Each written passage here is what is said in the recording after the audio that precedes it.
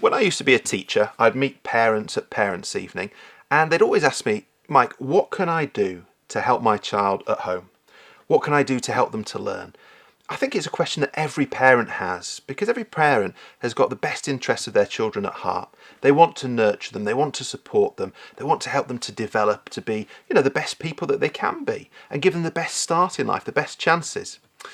So I spent a long time thinking about this, and how could you sort of sum that up in something that was, pretty sort of short and concise, easy for parents to take away and to apply. And it comes down to three things, three golden rules if you like. The first one I've already mentioned it in the first video, but it's so important I want to repeat it. Golden rule number one, you are your child's greatest asset. There's no question about that. You've got all this knowledge and information locked up in your mind. You've got the experiences of being a person, of being an adult, of being a child. And you can use all of this, and you do use it throughout your time with your child, helping them to develop and grow, introducing them to the wider world, to different experiences, to new information and knowledge.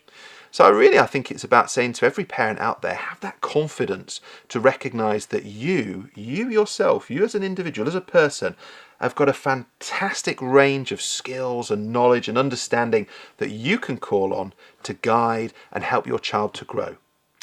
The second golden rule is give your child three things: love, time, and praise. Now, I think if we just reflect on those, it's pretty obvious, isn't it? And I'm sure you're giving all of those to your child already. Love, of course, we know is so important. It provides that nurture. It provides that sense of, having someone who has unconditional belief and care for us, and that allows us to feel safe and at ease and comfortable both with who we are and in the world that we find ourselves in. Time is the one thing that we have, the one thing all of us have, the one thing that we can give, and we can choose how much of that we give. And of course there are other demands on our time, but giving your child time, that time to interact, to play together, to learn together, that's absolutely crucial. And then praise is really important as well. We're not talking about relentless praise, saying every single thing is brilliant and perfect and so on, but real genuine praise, letting your child know that the things they're doing that are good are good. Letting them know that yes, they should carry on doing that. Letting them know that you've recognised what they've done and you're giving them that approbation so that they feel that sense of positivity about the things they've done. If you praise effort, your child knows that effort is an important thing, and that's going to become embedded in their memory as they grow older. Golden rule number 3, do 4 things with your child: talk, read, play, and listen. Simple as that. Talking is essential. Talk to your child, let them talk to you, encourage them to talk to you. That allows the development of language.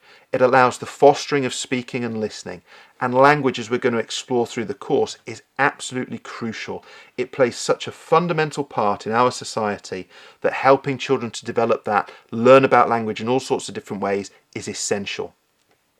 Reading is the sort of runs side by side with that, because of course reading also allows children that access to language. But beyond that, it allows them to develop imagination and to explore different worlds. So just as an example, if you can read with your child, read aloud to your child, get them to read aloud to you, all these things are fostering learning, are providing them with a way to go beyond what they can do already. Playing is a fundamental feature of how we as humans learn. You look at your children, they'll be playing all the time, all sorts of different ways, or they will have done as they've grown up.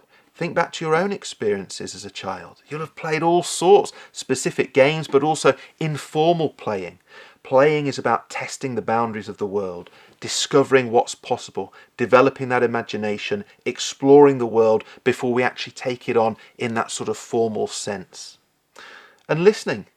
We all like to be listened to, and listening to your child means acknowledging to them that you're listening to what they're saying. You're taking those words on board, and then your responses are based on what you've heard rather than what you thought you'd heard.